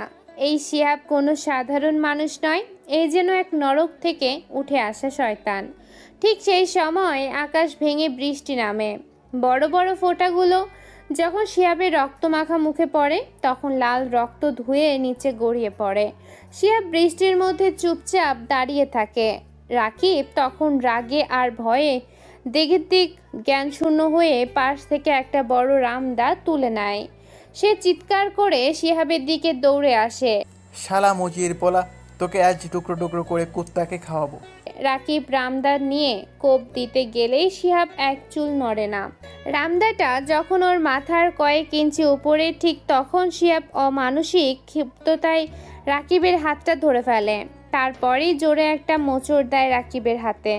শিহাব রাকিবের কবজিটা এমনভাবে মুচড়ে দিল যে রাকিবের হাত থেকে রামদাটা মাটিতে পড়ে যায়। যন্ত্রণায় রাকিব যখন হাঁটু গেড়ে বসে পড়ে, ঠিক সেই মুহূর্তেই জাহিদ বড় একটা ছুরি নিয়ে গেছেন, পেছন থেকে দৌড়ে আসে। এই গল্পটি লেখক আবির হাসান নিলয়ের লেখা, মিঠুন স্টোরি চ্যানেলে প্রকাশিত হয়েছে। এই গল্পের সব দায়িত্ব মিঠুন স্টোরি চ্যানেলের, তাই না বলে কপি করা সম্পূর্ণ নিষেধ। শিহাব চুপ করে মাটি থেকে রামদাটা তুলে নিল। জাহিদ কাছে আসার আগেই শিহাব রামদাটা ঘুরিয়ে জোরে রাকিবের গলায় বসিয়ে দেয়। মুহূর্তের মধ্যে রাকিবের ধর থেকে মাথাটা বিচ্ছিন্ন হয়ে জাহিদের পায়ের কাছে গিয়ে পড়ে। গরম রক্ত শিহাবের সারা মুখে ছিটকে আসে। জাহিদ ভয়ে কয়েক পা পিছিয়ে যায়। তার হাতে থাকা ছুরিটা কাঁপতে কাঁপতে পড়ে গেল। সে আর এক মুহূর্ত দেরি করে না। নিজের প্রাণ বাঁচাতে সে পাগলের মতো বাইকের দিকে দৌড়ায় এবং সেখান থেকে পালিয়ে যায়। বাকি গুন্ডারাও তাদের নেতার লাশ ফেলে যেদিকে পারে দৌড়ে পালায়। ভার্সিটির সবাই আটকে ওঠে, এমনকি নিশিও বোবা হয়ে গেল। শিহাবের এমন রূপ দেখে কি ভয়ঙ্কর সে! যেন শিহাবের মনে কোনো মায়া দয়া নেই। সে ফাইট জানতো, তবে কি শিহাব রোজ ইচ্ছে করে মার খেতে সবার সামনে? কিন্তু কেন? শিহাব পৈশাচিক এক হাসিতে ফেটে পড়ে। সে বৃষ্টির মধ্যে দাঁড়িয়ে রক্তমাখা রামদাটা চাটতে থাকে। ওর হাসির শব্দে নিশির সারা শরীর হিম হয়ে যায়। শিহাব এমন এক সাইকোর মতো আচরণ করছে, সে একে একে মরে যাওয়া লোকগুলোর লাশের কাছে যায় এবং তাদের নিথর দেহে আবার কোপাতে থাকে। সে যেন রক্তের নেশায় বুঁদ হয়ে আছে। ক্যাম্পাসের ঘাসগুলো এমন লাল রং ধারণ করে, বৃষ্টির পানির সাথে রক্ত মিশে এক বীভৎস স্রোত তৈরি হয়, যা দেখে যে কেউ বমি করে দিবে। সব শেষে শিহাব ধীর পায়ে নিশির দিকে এগিয়ে যায়। নিশি ভয়ে নিজেকে আরও গুটিয়ে নেওয়ার চেষ্টা করে। শিহাব নিচু হয়ে নিশির পড়ে থাকা ওড়নাটা তুলে নেয়। সে পরম মমতায় ওড়নাটা নিশির গায়ের ওপর বিছিয়ে দিল। ওর চোখের দৃষ্টি এখন আবার বদলে গেছে। সেখানে এখন এক গভীর অন্ধকার আর রহস্য দেখা যায়। শিহাব নিশির চোখের দিকে তাকিয়ে কথা বলা শুরু করে। এই পৃথিবীটা হলো একটা বিশাল কসাইখানা। এখানে কেউ শিকারী আর কেউ শিকার। আমি কেবল সেই ছুরি যেটা অযোগ্যদের বুক চিরে দেয়। নিশি কথা বলার শক্তি হারিয়ে ফেলেছে। সে কেবল ফ্যাল করে তাকিয়ে থাকে। শিহাব কোনো কথা না বলে নিশিকে পাজাকোলা করে তুলে নিল। নিশির শরীরটা তখন ভয়ে কাঁপছে। বৃষ্টির ঝাপটায় শিহাবের গায়ের রক্ত ধুয়ে নিশির গায়ে লাগছে। শিহাব নিশিকে নিয়ে ধীর পায়ে ভার্সিটির গেটের দিকে হাঁটতে শুরু করে। নিশি নিজের সমস্ত সাহস সঞ্চয় করে কাঁপা কাঁপা গলায় প্রশ্ন করে, কে তুমি শিহাব? তুমি কি সাধারণ কেউ নও? কেন তুমি এমন করলে? শিহাব নিশির চোখের দিকে একবার তাকায়, কিন্তু কোনো উত্তর দেয় না। ওর ঠোঁটের কোণে সেই রহস্যময় হাসিটা রয়ে যায়। সে বৃষ্টির শব্দের মধ্যে নিশিকে নিয়ে হারিয়ে যেতে থাকে। নিশি বুঝতে পারে এই সাদাসিধে মুচির ছেলের আড়ালে এমন এক খুনি বাস করে যার কথা ভাবলে পৃথিবীর বড় বড় মাফিয়াদেরও আত্মা কেঁপে উঠবে। শিহাবের শরীর থেকে তখনও রক্তের গন্ধ আসছে। নিশি চোখ বুজে ফেলে। সে জানে না তার গন্তব্য কোথায়, কিন্তু সে এটা বুঝতে পারে যে আজকের পর থেকে তার জীবন আর কখনোই আগের মতো থাকবে না। শাকিল বসে আছে তার নিজের ঘরে। একটা বিদেশি মেয়ের সাথে লেপ্টে আছে। মেয়েটার গায়ে কাপড় নেই। শাকিল তার সারা শরীরে হাত বোলাচ্ছে। চারপাশ নিস্তব্ধ হয়ে আছে। বাড়িটা বেশ বড়। ঘরের দেয়ালে দামি সব শৌখিন জিনিস ঝুলে থাকলেও পরিবেশটা বিষাক্ত হয়ে আছে। মেয়েটাকে সে চলে যেতে বলে। এরপর সে আরাম করে বসলো। শাকিল সোফায় বসে একের পর এক সিগারেট পুড়িয়ে যাচ্ছে। তার চোখ দুটো আগুনের গোলার মতো লাল। ঠিক সেই সময় জাহিদ আর তার সাঙ্গপাঙ্গরা ঘরে ঢোকে। জাহিদের সারা শরীর কাঁপছে, মুখটা ভয়ে ফ্যাকাশে হয়ে আছে। শাকিল ধীর পায়ে উঠে দাঁড়ায় এবং জাহিদের সামনে গিয়ে থামে। কিরে কুত্তার বাচ্চা, নিশি কোথায়? তোদের এতগুলো লোককে পাঠিয়েছি একটা মেয়েকে তুলে আনতে, খালি হাতে ফিরে আসলি নাকি? আর তোদের যে অবস্থা তাতে দেখে মনে হলো যেন অনেকে ভয় পেয়েছিস। একটা মেয়ের কাছে আবার মার খেয়েছিস নাকি? তোদেরকে জ্যান্ত পুঁতে ফেলবো। জাহিদ ভয়ে শাকিলের পায়ের কাছে বসে পড়ে। তার গলার স্বর কান্নায় বুঝে আসে। সে দুহাত জোর করে কাঁপতে কাঁপতে বলতে শুরু করে, ভাই আমাকে মাফ করে দিন, নিশিকে তুলে আনতে পারিনি। আর আমরা এবার নিশির হাতে নয়, কোনো মেয়ের হাতে নয় ভাই। আমরা এবার কোনো এক রক্তি পিশাচু শয়তানের হাতে মার খেয়েছি। নিশিকে আনছিলাম প্রায় মাঝপথে একটা শয়তান এসে সব উল্টোপাল্টা করে দিয়েছে। একটা মুচির ছেলে ভাই, নাম জানি না, কিন্তু সে মানুষ না, সে একটা যার নামে থাকা কোনো দয়ামাহীন ফেরেশতা। সে অনেক ভয়ঙ্কর ভাই। রাকিবকে শাকিল জাহিদের কলার চেপে ধরে তাকে মাটি থেকে টেনে তোলে। তারপর জোরে ঝাঁকিয়ে বলে, চুপ মাথার চুদ, আমার সামনে কারো প্রশংসা করছিস, লজ্জা করে না? এই মাফিয়া জগৎ চলে আলফা গ্যাংয়ের লিডারের কথায়। আমাদের লিডার সবচেয়ে ভয়ঙ্কর। আর রাকিবকে কি থামলি কেন? রাকিব কোথায়? ভাই রাকিবকে সে মেরে ফেলেছে, চোখের সামনে কুপিয়ে বডি থেকে মাথা আলাদা করে দিয়েছে। সে রাকিবকে সে পুরো সাইকো ভাই, চোখের পলকে আমাদের 10-12 জন ছেলেকে শেষ করে দিয়েছে। সে একটা পাগল ভাই, কেউ ওর সামনে দাঁড়াতে পারেনি। শাকিলের ঠোঁট থেকে সিগারেটের টুকরোটা পড়ে যায়। সে কয়েক মুহূর্ত স্তব্ধ হয়ে দাঁড়িয়ে থাকে। তার সারা শরীর থরথর করে কাঁপতে শুরু করেছে। পর মুহূর্ত সে জাহিদকে জোরে একটা ধাক্কা দিল। এই আমার ভাই মরে গেছে, সে বেঁচে নেই। কি বলিস তুই? মাথা খারাপ হয়ে গেছে নাকি তোর? সামান্য এক মুচির ছেলের কাছে তোরা মার খেয়ে এসেছিস, আর আমার ভাইকে ওই শুয়োরের বাচ্চা মেরে ফেললো, আর তোরা দাঁড়িয়ে দাঁড়িয়ে দেখছিস। ওর মাথাটা আনলি না কেন? শাকিল পাগলের মতো ড্রয়ার থেকে পিস্তল বের করে ফাঁকা গুলি করতে থাকে। ওর চিৎকার পুরো বাড়িতে বারবার প্রতিধ্বনিত হতে থাকে। ঠিক সেই সময় শাকিলের ফোনে অর্থমন্ত্রী নাহিদ হাসানের কল আসে। শাকিল কোনো মতে নিজের কান্না আর রাগ চেপে ফোনটা ধরে। Hello sir. শাকিল শোনো, আজকে রাত্রে আমার বাগান বাড়িতে একটা জরুরি মিটিং আছে, বিদেশি ক্লায়েন্ট আসবে, তোমাকে সময় মতো থাকতে হবে, কোনো ভুল যেন না হয়। স্যার, আমার ছোট ভাইকে একটা মুচির ছেলে মেরে ফেলেছে, আমি এখন সুস্থ মাথায় নেই। ও তাহলে তো আরও ভালো, ওই মুচির ছেলেকে তুলে আনো বাগান বাড়িতে। আমরা বিদেশি ক্লায়েন্টের সামনে ওটাকে পৈশাচিক কায়দায় মারবো, এতে ওরা ভয় পাবে এবং আমাদের পাওয়ার বুঝতে পারবে। আমাদের সাথে তখন ওরা অনায়াসে সব ডিল করবে। এটাই হবে তোমার ভাইয়ের শোক পালনের সেরা উপায়। তাছাড়া আলফা গ্যাংয়ের পাওয়ার তো আছেই আমাদের কাছে। ঠিক আছে। শাকিল ফোনটা কেটে দেয়। তার চোখে মুখে রাগ আর এখন হিংসার আগুন জ্বলছে। সে জাহিদের কাছে গিয়ে ওর চুলের মুঠি শক্ত করে ধরে বলে, শোন শুয়োরের বাচ্চা, আমি নিশি আর ওই মুচির ছেলেকে চাই। আজকে রাতের ভেতরেই কোথা থেকে তুলে আনবি আমি জানি না, যদি আরো লোক লাগে নিয়ে যা, তবুও আমার সামনে চাই। বাগান বাড়িতে আসবি ওদের নিয়ে, যদি দেরি করিস বা ব্যর্থ হোস তবে তোকে আর তোর বউকে বিদেশে পাচার করে দেবো জ্যান্ত। যা আমার সামনে থেকে এখন। জাহিদেরা আর এক মুহূর্ত দেরি না করে যান বাঁচানোর তাগিদে ঘর থেকে বেরিয়ে যায়। তাদের এখন মরণপণ লড়াই, হয় ওই মুচির ছেলেকে ধরবে, না হলে নিজেদের জান যাবে। শহরের এক বেসরকারি হাসপাতালের কেবিনে নিশি শুয়ে আছে, তার গায়ে চাদর জড়ানো। নিশিকে জাহিদেরা অনেক মেরেছে, সারা শরীর কাল শীটে পড়ে আছে। পাশে একটা কাঠের চেয়ারে শিহাব বসে আছে। ওর চোখে এখন সেই খুনের নেশা নেই, বরং এক মায়াবী গভীরতা। শিহাব শান্ত চোখে নিশির ঘুমন্ত মুখের দিকে তাকিয়ে থাকে। কিছুক্ষণ পর নিশি ধীরে ধীরে চোখ মেলে তাকালো। চারপাশটা তার কাছে ঝাপসা লাগছে। সে নিজেকে হাসপাতালের বিছানায় দেখে অবাক হয়। পাশে শিহাবকে দেখে তার মনে এক অদ্ভুত স্বস্তি কাজ করে, কিন্তু পরক্ষণে তার চোখের সামনে ভেসে ওঠে সকালে সে বীভৎস মারামারি দৃশ্য। শিহাবের সে রক্ত মাখা মুখ আর পৈশাচিক হাসি মনে পড়তেই নিশি ভয়ে কুঁকড়ে যায়। তুমি ঠিক আছো তো নিশি? খুব কষ্ট হচ্ছে? নিশি বালিশে মাথা রেখে শিহাবের দিকে তাকালো, তার চোখে পানি টলমল করছে। তুমি তুমি কে? ওভাবে ওদের মারলে কেন শিহাব?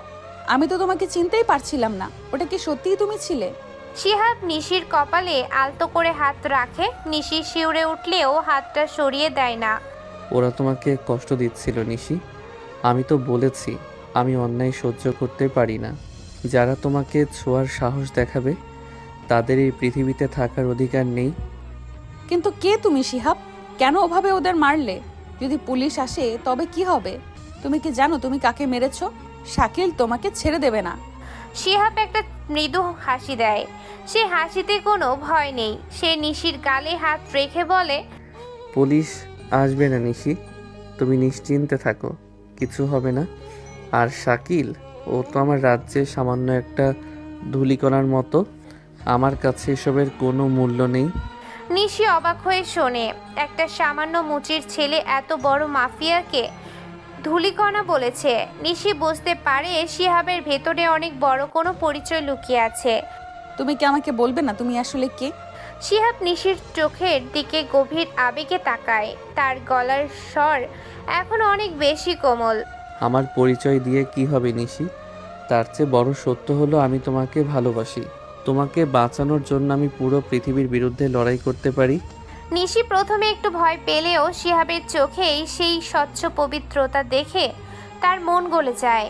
সে বুঝতে পারে এই ছেলেটা তার জন্য নিজের জীবন বাঁচিয়ে রাখতে পারে। সে শিহাবের হাতের ওপর নিজের হাতটা রাখে। আমিও হয়তো তোমাকে ভালোবেসে ফেলেছি শিহাব, কিন্তু আমি তোমাকে হারাতে চাই না। এসব মারামারি আর রক্ত আমার আর ভালো লাগছে না।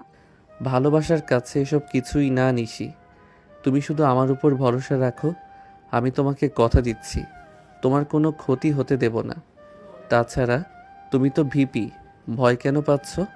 নিশি আর কোনো প্রশ্ন করে না। সে শিহাবের বুকের মাঝে নিজের মাথাটা রাখতে চায়, কিন্তু শারীরিক ব্যথায় পারে না। শিহাব নিশির হাতটা নিজের হাতের মুঠোয় নিয়ে বসে থাকে। হাসপাতালের সেই শান্ত কেবিনে তখন প্রেমের এক নতুন উপাখ্যান শুরু হয়। বাইরে তখন রাত নামছে আর অন্ধকার ঘনীভূত হচ্ছে এক ভয়ঙ্কর পরিণতির দিকে। হাসপাতালে বসে আছে ওরা দুজন। নিশি অবাক হচ্ছে যে রাকিবের মৃত্যুতে এখনো কোনো পুলিশ কেন আসলো না এখানে। নিশি শিহাবের কাঁধে মাথা রেখে বসে আছে। বাইরের বৃষ্টির শব্দ কাচের জানালার ওপাশে আবছা হয়ে আসছে। নিশিকে ছেড়ে দেয় শিহাব। সে উঠে জানালাটা খুলে দিল। বৃষ্টি দেখছে দুজন। নিশি আধশোয়া হয়ে আছে বিছানায়, আর শিহাব এখন তার পাশে বসে ওকে আবার জড়িয়ে ধরলো। নিশি শরীরের ব্যথাগুলো যেন শিহাবের সান্নিধ্যে এসে অনেকটা কমে গেছে। শিহাবের বুকের ধুকপুকানি শুনতে শুনতে নিশি এক অন্যরকম নিরাপত্তা অনুভব করে। দুজনে যখন এই প্রেমের আবেশে ডুবে আছে, ঠিক তখনই হঠাৎ করে পুরো হাসপাতালের বিদ্যুৎ চলে যায়। এক নিমিষে ঘুটঘুটে অন্ধকারে ডুবে যায় পুরো ঘর। শিহাব বিচলিত হয়ে উঠে দাঁড়ানোর চেষ্টা করে। তার ষষ্ঠ ইন্দ্রিয় তাকে সতর্ক করে দেয় যে কিছু একটা ঠিক নেই। সে পকেট থেকে নিজের ফোনটা বের করতে যাবে, ঠিক সেই মুহূর্তে অন্ধকারের বুক চিরে একটা ভারী লোহার রড জোরে শিহাবের মাথার পেছনে আঘাত করে। ঠাস করে একটা বীভৎস শব্দ হয় পুরো ঘরে। শিহাব কোনো চিৎকার করার সুযোগ পায় না। সে টাল সামলাতে না পেরে সরাসরি মেঝেতে পড়ে যায়। ধপাস একটা শব্দ হলো, মাথা ফেটে রক্ত চুয়ে পড়তে শুরু করে। জাহিদ আর তার দলবল অন্ধকারে সুযোগ নিয়ে ঘরে ঢুকে পড়ে। ওদের হাতে টর্চ লাইটের আলো। জাহিদ ইশারা করতে ওরা শিহাবের মুখে আর মাথায় একটা মোটা কালো কাপড় শক্ত করে বেঁধে ফেলল। এরপর দড়ি দিয়ে ওর হাত পা এমনভাবে বাঁধে যেন নড়ার কোনো ক্ষমতা না থাকে শিহাবের। নিশি এই আকস্মিক ঘটনায় চিৎকার করতে গেলে জাহিদ ঝাঁপিয়ে পড়ে ওর ওপর। সে একটা রাসায়নিক মেশানো রুমাল নিশির নাকের ওপর চেপে ধরল। নিশি কিছুক্ষণ ছটফট করে নিস্তেজ হয়ে পড়ে।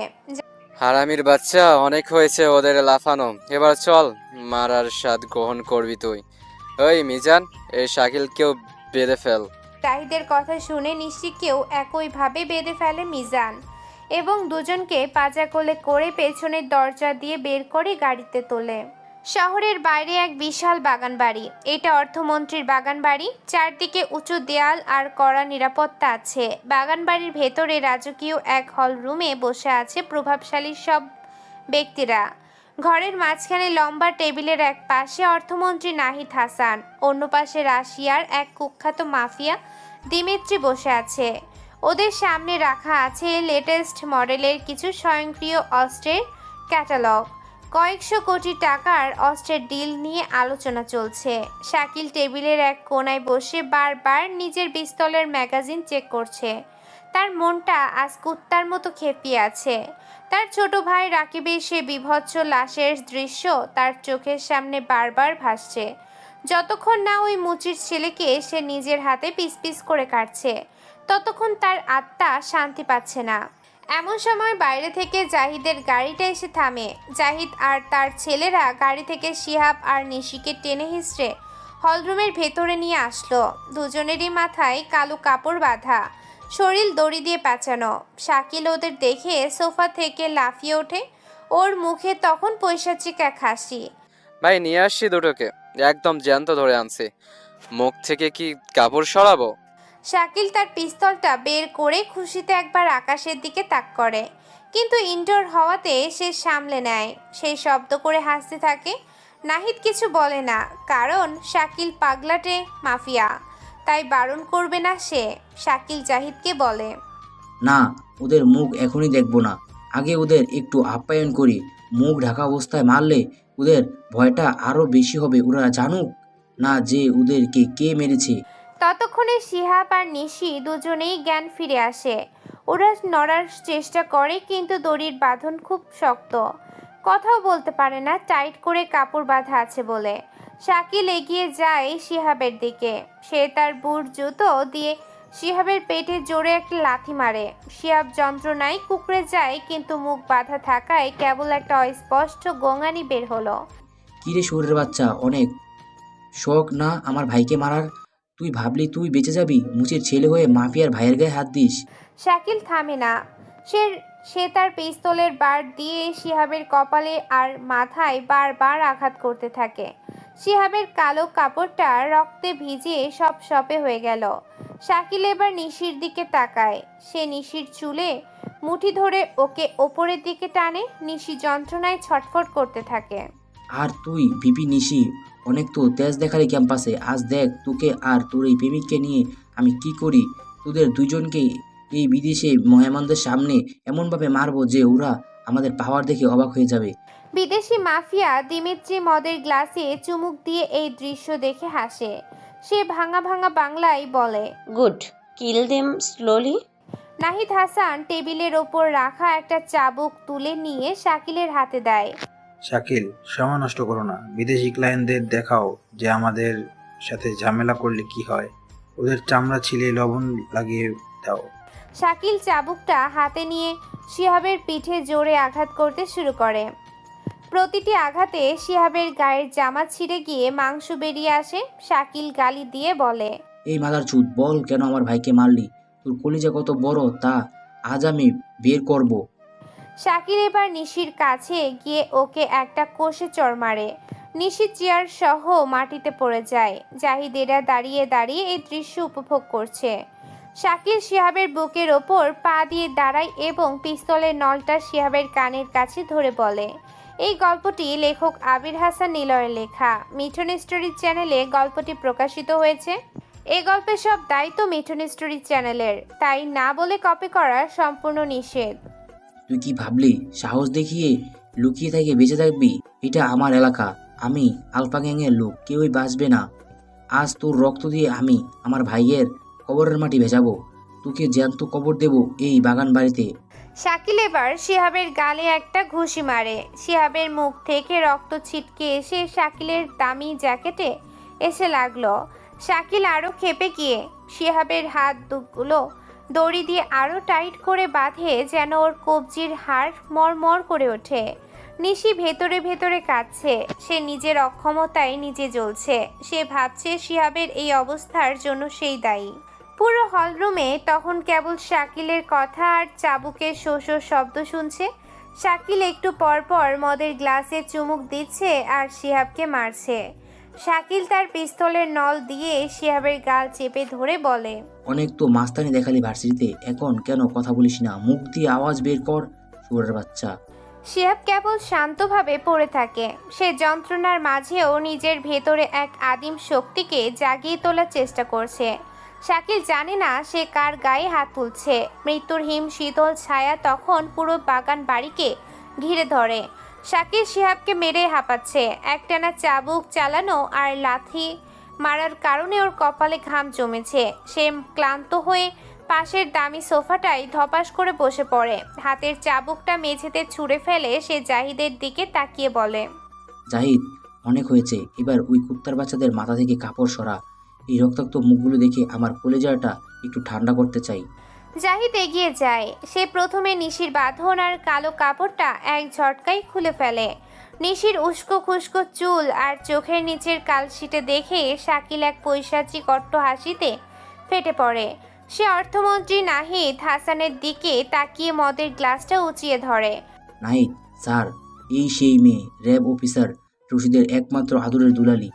আজ একে আমি এক এক করে শেষ করব। প্রথমে ওরে ধর্ষণ করা হবে, তারপর জ্যান্ত পুড়িয়ে ওর বাবার কাছে পার্সেল করে দেব। রশিদ বুঝবে আমার কলেজায় হাত দেওয়ার ফল কি। নাহিদ হাসান তৃপ্তির হাসি হাসে। নিশি তখনও যন্ত্রণায় ফুপিয়ে কাঁদছে। শাকিল এবার আঙ্গুল দিয়ে শিহাবের দিকে ইশারা করে, যা এবার ওই মুচির ছেলের মাথা থেকে কাপড়টা সরা, দেখি চান্দুর ইনোসেন্ট মুখটা রক্তে কেমন ভিজে গেছে। জুতুর কালির বদলে আজ নিজের রক্ত দিয়ে মেকআপ করুক।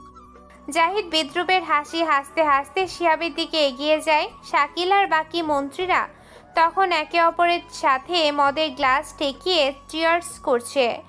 জাহিদ শিহাবের মাথার কালো কাপড়টা ধীরে ধীরে সরাতে শুরু করে। কাপড়টা পুরোটাই সরানোর মুহূর্তে জাহিদ মনে মনে বলে, শালা, এবার তোর মরার পালা। আজরাইল তোকে নিতে চলে এসেছে। কাপড়টা পুরোপুরি সরিয়ে নেওয়ার পর দেখা যায় শিহাবের মাথাটা নিচু হয়ে আছে। কপাল থেকে রক্তের ধারা গাল বেয়ে নিচে পড়ছে। নাহিদ হাসান বিরক্ত হয়ে বলে, শালার মুখে মদ ঢেলে দে, রক্তে তো মুখটাই দেখা যাচ্ছে না। শাকিল হাসতে হাসতে উঠে আসে। সে নিজের গ্লাসের দামি মদটুকু শিহাবের মাথায় আর মুখে ঢালতে শুরু করে। মদ আর রক্ত মিশিয়ে শিহাবের মুখটা পরিষ্কার হতে থাকে। নিশি ডুকরে কেঁদে ওঠে, ছেড়ে দাও ওকে প্লিজ, আর মেরো না। মদ ঢালা শেষ করে শাকিল যখন আবার মারার জন্য হাতটা উঁচিয়ে ধরে, ঠিক তখনই শিহাব ধীরে ধীরে মাথাটা তোলে। বৃষ্টির দিনে ক্যাম্পাসে যে ভয়ঙ্কর শীতল দৃষ্টি দেখা গিয়েছিল, শিহাবের চোখে এখন সেই একই দৃষ্টি। শাকিল যখন শিহাবের চোখের দিকে সরাসরি তাকায়, মুহূর্তের মধ্যে ওর হাত থেকে মদের গ্লাসটা মেঝেতে পড়ে চূর্ণ বিচূর্ণ হয়ে গেল। শাকিলের ফর্সা মুখটা মুহূর্তে ফ্যাকাশে হয়ে গেছে। ওর সারা শরীর থরথর করে কাঁপতে শুরু করে। শাকিল যেন নিজের চোখকে বিশ্বাস করতে পারছে না। সে এক ঝটকায় হাঁটু গেড়ে শিহাবের পায়ের কাছে বসে পড়ে। সে কাঁপতে কাঁপতে শিহাবের পা দুটো জড়িয়ে ধরে। ভাই আপনি আপনি এখানে কেন? কখন কিভাবে আসলেন? এখানে আসলেন ভাই? আপনি সেই মুচির ছেলে? পুরো হলরুমে পিনপতন নিস্তব্ধতা নেমে আসে। নাহিদ হাসান আর বিদেশি মাফিয়ারা হাঁ করে তাকিয়ে থাকে। শাকিল পাগলের মতো বিলাপ করতে থাকে। ভাই আমার ভুল হয়ে গেছে, আমাকে মাফ করে দেন ভাই। আমি জানতাম না যে আপনি এখানেই। খুদার কসম ভাই, আমি এক বিন্দু টের পাইনি। ওই জাহিদ, কুত্তার বাচ্চা, তোরা কাকে তুলে এনেছিস? জাহিদ থতমত খেয়ে দাঁড়িয়ে থাকে। সে কিছুই বুঝতে পারছে না। সে আমতা আমতা করে বলে, ভাই আপনি যার কথা বলছিলেন এই তো সেই ছেলে। এ তো রাকিবকে মারছে। শাকিল লাফ দিয়ে উঠে জাহিদকে কষে একটা চড় মারে। চড়ের চোটে জাহিদ দেয়ালে গিয়ে ধাক্কা খায়। মাদার চোদ, চিনিস ওরে? জানিস ও কে? ওর ছায়া স্পর্শ করার যোগ্যতাও তোর নেই। মাপ চা, মাথা নিচু করে এখনই ওর কাছে মাপ চা। যদি তোর আর তোর পরিবারের কেউ বেঁচে থাকতে চাস, তবে ওর জুতোই নাক ঘষে মাপ চা এখনই। শাকিলের এই রূপ দেখে জাহিদের কলিজা শুকিয়ে যায়। সে তড়িঘড়ি করে শিহাবের পায়ের কাছে পড়ে মাফ চাইতে থাকে। নাহিদ হাসান চেয়ার ছেড়ে উঠে দাঁড়ান। তিনি বেশ বিরক্ত আর বিস্মিত। শাকিল, এসব কি হচ্ছে? তুমি একটা সামান্য মুচি ছেলের কাছে এভাবে ক্ষমা চাইছো কেন? তোমার কি মাথা খারাপ হয়ে গেছে? শাকিল পাগলের মতো নিজের দামি শার্টটা খুলে ফেলে। সে সেই শার্ট দিয়ে আতঙ্কে শিহাবের গায়ে রক্ত মুছতে শুরু করে। সে নাহিদ হাসানের দিকে তাকিয়ে চিৎকার করে ওঠে, স্যার, ওই কোনো মুচির ছেলে নয়। ও হলো সেই অন্ধকার জগতের সম্রাট, যার নাম শুনলে দুবাই থেকে মেক্সিকো পর্যন্ত থর থর করে কেঁপে ওঠে। ও হলো আলফা গ্যাংয়ের boss, international mafia don Shihab Ahmed. কথাটা কানে যাওয়ার সাথে সাথে নাহিদ হাসান আর বাকি মন্ত্রীদের হাত থেকে মদের গ্লাস খসে পড়ে। বিদেশি মাফিয়া দিমিত্রি নিজের আসন ছেড়ে তত্রস্থ হয়ে দাঁড়িয়ে পড়ে। নিশি বিস্ময়ে পাথর হয়ে যায়। সে যাকে ভালোবেসেছিল, যার দারিদ্র্য দেখে মায়া করেছিল, সে আসলে বিশ্বের সবচেয়ে ভয়ঙ্কর গ্যাংস্টার। শিহাব এতক্ষণ চুপ করেছিল। এবার সে তার ঠোঁটের কোণে সেই চেনা পৈশাচিক হাসিটা দেয়। চেয়ারে হেলান দিয়ে বসে। যদিও সে দড়ি দিয়ে বাঁধা, কিন্তু মনে হচ্ছে পুরো ঘরটা এখন তার ইশারায় চলছে। শাকিল দ্রুত হাতে শিহাবের হাত পায়ের বাঁধন খুলে দেয়। ভাই আমাকে ক্ষমা করে দেন। আমি সত্যি জানতাম না আপনি সাধারণ ছাত্র সেজে ভার্সিটিতে আছেন। আমি আপনার যোগ্য গোলাম ভাই। শিহাব ধীরে ধীরে নিজের হাতটা নাড়ায়। সে শাকিলের দিকে তাকিয়ে শান্ত গলায় কিন্তু তীক্ষ্ণ স্বরে বলে, শাকিল, তুই তো ভালোই আত্মীয়তা করলি। আমার গায়ে হাত তোলার সাহস আগে কেউ দেখায়নি। তুই আজ ইতিহাস তৈরি করলি। শাকিল ভয়ে নিজের কান ধরে উঠবোস করতে শুরু করে। সে বারবার শিহাবের পা ছুঁয়ে মাপ চায়। পুরো হল রুমে সেই খুনি গুন্ডারা এখন ভয়ে কুকড়ে এক কোণায় দাঁড়িয়ে আছে। নিশি কেবল বড় বড় চোখে শিহাবের দিকে তাকিয়ে থাকে। তার চেনা সেই ভীতু সাধারণ শিহাব এখন আর নেই। তার সামনে এখন বসে আছে এক রক্তপিশাচু সম্রাট। শিহাব উঠে দাঁড়ায়। সে নিজের শার্টের হাতা ঠিক করে শাকিল তড়িঘড়ি করে নিজের দামি স্বর্ণের ঘড়ি আর জ্যাকেট শিহাবের দিকে এগিয়ে দেয়। শিহাব হাসতে থাকে। সেই হাসি শব্দে বাগান বাড়ির দেয়ালগুলো যেন কাঁপতে থাকে। নিশি বুঝতে পারে সে আজ এমন এক মানুষের প্রেমে পড়েছে যার জগৎ কেবল অন্ধকার আর রক্ত দিয়ে গড়া। বাগানবাড়ির সেই হল রুমে এখন মৃত্যুর হিম শীতল নীরবতা। বাইরে তখনও অঝরে বৃষ্টি পড়ছে, যেন প্রকৃতির এই কান্না আজ আর থামবে না। হঠাৎ বাগান বাড়ির মেইন গেট জোরে ভেঙে পড়ে। অন্তত 10টা দামি গাড়ি ভেতরে ঢুকে পড়ে। প্রতিটি গাড়ি থেকে কালো পোশাকে আবৃত আধুনিক অস্ত্রে সজ্জিত শিহাবের নিজস্ব বাহিনী আলফা স্কোয়াড নেমে আসে। তারা মুহূর্তের মধ্যে পুরো বাগান বাড়ি ঘিরে ফেলে। শাকিল আর নাহিদ হাসানের লোকজনকে হাঁটু গেড়ে বসিয়ে দেয়। শিহাব তখন ধীর পায়ে এগিয়ে গিয়ে অর্থমন্ত্রী নাহিদ হাসানের সামনে দাঁড়ায়। নাহিদ হাসান ভয়ে চুপ হয়ে বসে আছেন। তার কপাল বেয়ে ঘাম ঝরছে। শিহাব নিজের রক্তমাখা মুখটা মুচকি হেসে নাহিদ হাসানের কানের কাছে নিয়ে যায়। চিনতে পারছো বাবা? আমি তোমার সেই পরিচয়হীন ছেলে যাকে তুমি ডাস্টবিনে ছুঁড়ে ফেলেছিলে। আজ আমি তোমার সামনে দাঁড়িয়ে, তবে তোমার অভিশাপ হিসেবে নয়, মাফিয়া বস হিসেবে আসছি। নাহিদ হাসান চোখ বড় বড় করে তাকিয়ে থাকে, তার মুখ দিয়ে কোনো কথা বের হয় না। শিহাব একটা মদের গ্লাস নিয়ে জোরে মেঝেতে আছাড় মারে, কাচের টুকরো ছিটকে গিয়ে নাহিদ হাসানের গালে লাগে। তুমি ভেবেছিলে তোমার অপরাধের কোনো সাক্ষী নেই?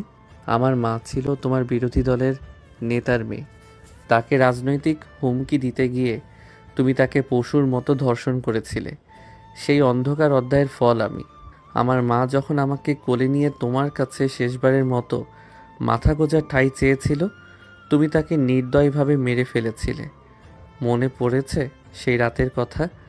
আজ আমি সেই প্রতিটি ফোঁটা রক্তের হিসেব বুঝে নিতে আসছি। ছোট থেকে মার খেতে খেতে আমি ছোট মাফিয়া থেকে বড় মাফিয়া হয়েছি, কিশোর গ্যাং থেকে আলফা গ্যাং বানিয়েছি। নাহিদ হাসান কাঁপতে কাঁপতে হাত জোর করেন, কিন্তু শিহাবের চোখে তখন দয়া নেই, আছে কেবল আদিম প্রতিহিংসা। শিহাব পাশ থেকে একটা ধারালো তলোয়ার তুলে নেয়, যেটা দেয়ালে সাজানো ছিল। আজকের এই বাগান বাড়ি হবে তোমাদের কবরস্থান। বিদেশে ছিলাম, দেশে এসে শুনি তুমি অর্থমন্ত্রী হয়েছো বাবা। তাই ছদ্মবেশে মুচির ছেলে সেজে ভার্সিটিতে আসতাম। বাবা, শাকিল, তোরা ভেবেছিলি নিশিকে ধর্ষণ করবি? তোদেরকে আজ আমি জ্যান্ত কুকুর দিয়ে খাওয়াবো। হিসাবের ইশারায় তার লোকেরা শাকিলকে টেনে হিঁচড়ে মাঝখানে নিয়ে আসে। শিহাব কোনো দয়া না দেখে শাকিলের প্রতিটি আঙ্গুল একে একে কাটতে শুরু করে। শাকিলের গগন বিদারী চিৎকারে পুরো হলরুম কেঁপে ওঠে। এরপর শিহাব নাহিদ হাসানের দিকে ফিরে তাকায়। সে তার বাবার গলার নলিটা এমনভাবে চিরে দেয় যেন তিনি সাথে সাথে না মরে ধুকে ধুকে মরেন। মারামারি আর রক্তপাতে সে দৃশ্য ছিল পৈশাচিক। শিহাবের লোকেরা একে একে জাহিদ, মিজান আর বাকি মাস্তানদের বিভৎসভাবে শেষ করে দেয়। কারো পেট চিরে ফেলে, কারো চোখ তুলে নেয়। হলরুম এখন লাল রক্তে মাখামাখি। নিশি এক কোণায় দাঁড়িয়ে চোখ বন্ধ করে ফেলে। সে ভাবতেও পারেনি শিহাবের ভেতরে এত বড় এক ক্ষোভ আর যন্ত্রণার ইতিহাস আছে। সবকিছু শেষ হয়ে গেলে শিহাব ধীর পায়ে নিশির কাছে এগিয়ে যায়। ওর সারা গায়ে তখন ছোপ ছোপ রক্ত। শিহাব নিশির সামনে গিয়ে হাঁটু গেড়ে বসে। ওর সেই খুনে চোখ দুটো এখন কান্নায় চিকচিক করছে। আমি জানি নিশি, তুমি আমাকে ঘৃণা করছো, কিন্তু এই পরিচয় আমার নিজের তৈরি নয়। সমাজ আর আমার বাবা আমাকে এই দানব বানিয়েছে। তুমি কি এখনো এই দানবটাকে ভালোবাসতে পারবে? নিশি কিছুক্ষণ চুপ করে শিহাবের দিকে তাকিয়ে থাকে। সে বুঝতে পারে শিহাবের এই কাঠিন্য কেবল তার ভেতরে ক্ষতগুলোকে ঢাকার একটা আবরণ। নিশি পরম মমতায় শিহাবের রক্ত মাখা হাত দুটো নিজের হাতের মুঠোয় নেয় এবং ওর কপালে একটা দীর্ঘ চুমু দেয়। আমি কোনো মাফিয়া বসকে ভালোবাসি না শিহাব, আমি এই ছেলেকে ভালোবাসি যে আমার সম্মানের জন্য নিজের পরিচয় বাজিয়ে রেখেছে। তোমার অতীত যাই হোক, তোমার ভবিষ্যৎ আমার সাথে। শিহাব নিশিকে জোরে জড়িয়ে ধরে। তার দীর্ঘ বছরের জমানো কষ্টগুলো আজ নিশির কাঁধে মাথা রেখে জল হয়ে ঝরে পড়ে। বাইরে বৃষ্টির তীব্রতা কমে আসে, যেন ঝড় শেষে এক নতুন ভোরের ইঙ্গিত দিচ্ছে। শিহাবের লোকেরা বাগানবাড়ি পরিষ্কার করে ফেলে। শিহাব নিশিকে নিয়ে তার নিজস্ব মার্সিডিজ গাড়িতে ওঠে। গাড়ি চলতে শুরু করে পাহাড়ের ধারের এক নির্জন বাংলোর দিকে, যেখানে কেবল তারা দুজনেই থাকবে। গাড়ির ভেতরে শিহাব নিশির হাতটা শক্ত করে ধরে রাখে। আজ থেকে আমার জগৎ তোমার আলোয় আলোকিত হবে নিশি। আর কোনো রক্ত নয়, আর কোনো অন্ধকার নয়। নিশি মুচকে হাসে। সে শিহাবের কাঁধে মাথা রাখে। ভোরের প্রথম আলো যখন দিগন্তে দেখা দেয়, তখন দুজন একে অপরের চোখের দিকে তাকায়। শিহাব নিশির ঠোঁটে এক গভীর ভালোবাসার স্পর্শ দেয়। দীর্ঘ লড়াই, অপমান আর রক্তের অধ্যায় শেষ করে তারা এক নতুন জীবনে পা রাখে। শহর জুড়ে তখন খবর ছড়িয়ে পড়ে যে প্রভাবশালী মন্ত্রী আর মাফিয়া শাকিলের এক রহস্যময় হামলায় নিহত হয়েছে। কিন্তু কেউ জানে না সেই মুচির ছেলে শিহাব আজ তার রাজত্ব আর প্রতিশোধ পূর্ণ করে নিজের ভালোবাসার মানুষের সাথে এক শান্তিময় গন্তব্যে হারিয়ে গেছে।